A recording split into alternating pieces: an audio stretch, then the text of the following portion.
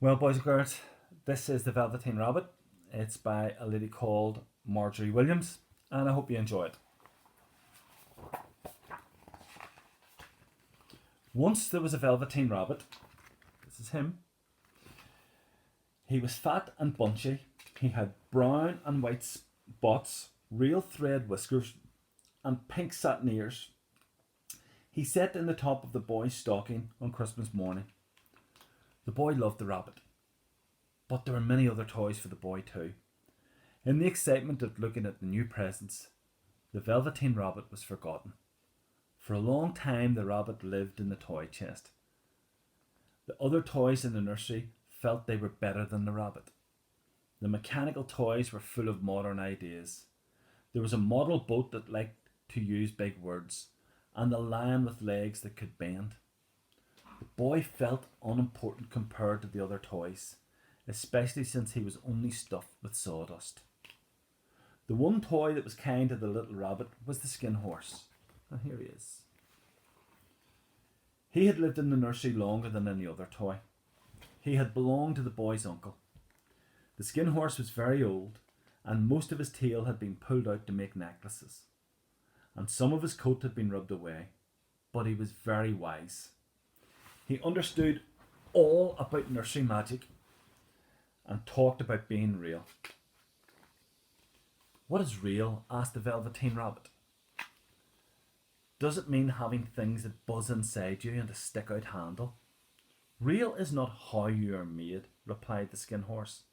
"A toy becomes real only when a child really loves it. Fancy toys that can be broken easily never become real because they break too quickly. Often by the time you become real, most of your hair is rubbed away and you look very shabby, a bit like Mr. McCabe." "Are you real?" asked the rabbit. "Yes," replied the skin horse. "The boy's uncle made me real many years ago. Being real lasts forever." The rabbit sighed. He wished the magic would happen to him so that he could become real as well. There was a person called Nana who ruled the nursery. There she is. She often came to tidy up and put toys away. One evening at bedtime, the boy asked for his China dog. Nana was in a hurry and couldn't find the dog, so she grabbed the rabbit instead. "Here," she said to the boy, "take your old bunny instead." The Velveteen Rabbit slept with the boy that night, and for many nights after. At first the rabbit did not like being in the boy's bed. The boy hugged him very tight and sometimes rolled over on him, but soon he grew to like it. The boy would talk to him, they would play games together, and after the boy fell asleep, the rabbit would snuggle close to him all night long. And so time went on, and the little rabbit was very happy.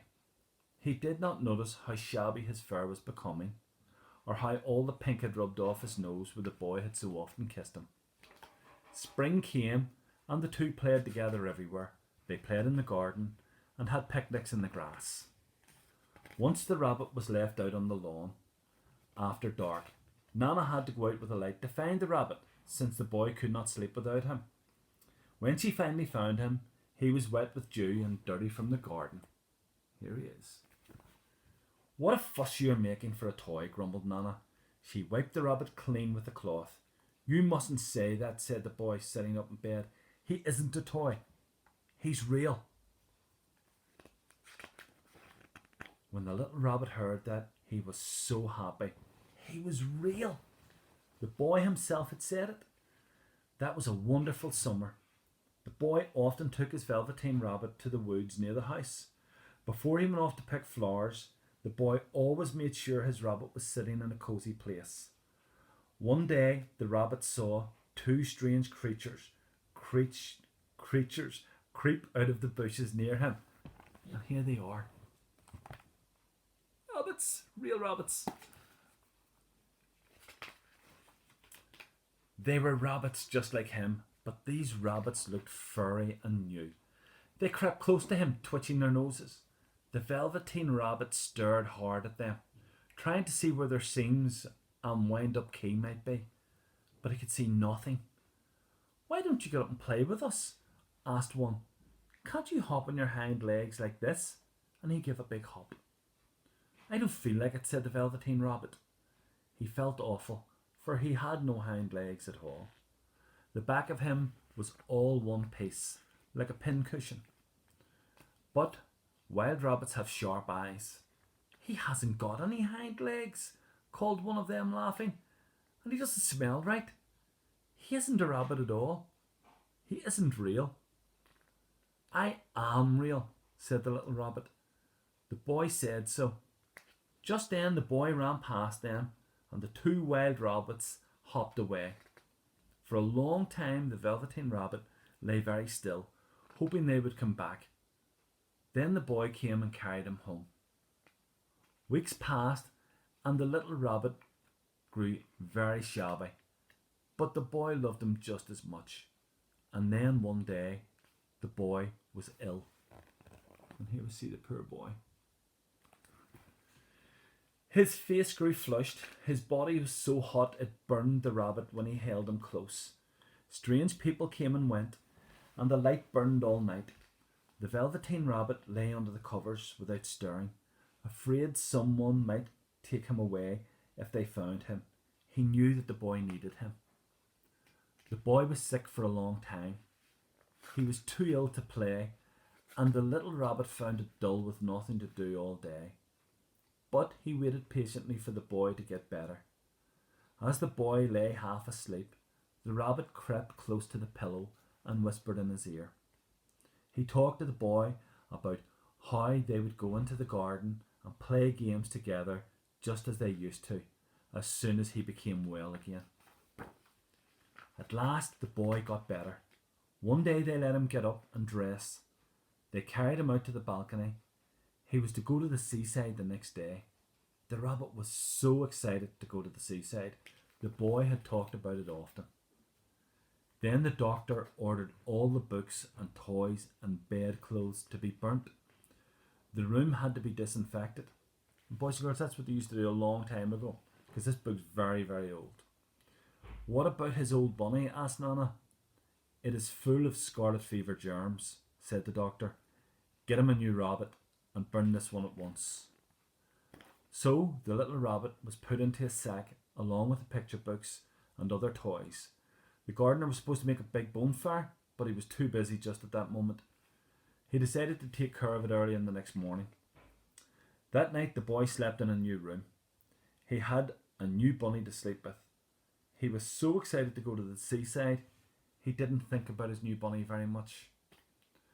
While the boy was asleep, the rabbit was in the backyard, lying in the sack with the toys and the picture books. He felt very lonely.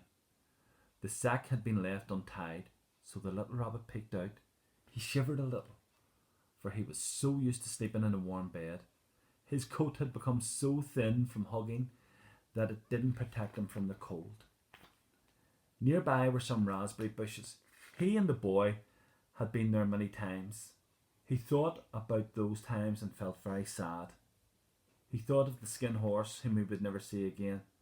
And then a tear trickled down his shabby velvet nose and fell onto the ground. Suddenly, a flower grew out of the ground, just where the tear had fallen. It had beautiful green leaves and a blossom that looked like a golden cup. Here it is, boys and girls. The blossom opened and out stepped a fairy. Her dress was made of pearls and dewdrops. Her face was as beautiful as the flower. She put her arms around the little rabbit and kissed him on his nose. I am the nursery magic fairy, she said.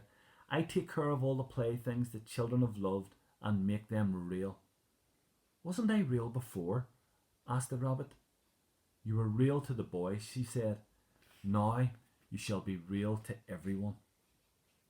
The fairy held the Velveteen Rabbit in her arms and flew with him into the woods. The moon had risen. Wild rabbits then danced in the velvet grass. I've brought you a new playmate, said the fairy to the wild rabbits. He will live with you forever. Run and play, little rabbit. At first, the little rabbit felt shy because he had no hind legs.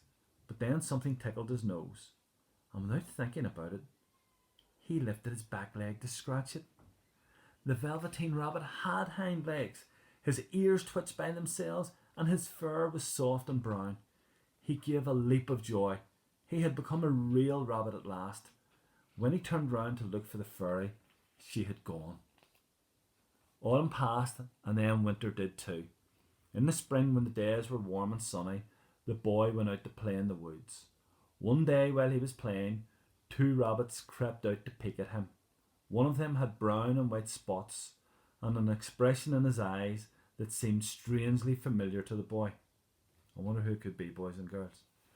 Why, he looks just like my old bunny that was lost, said the boy.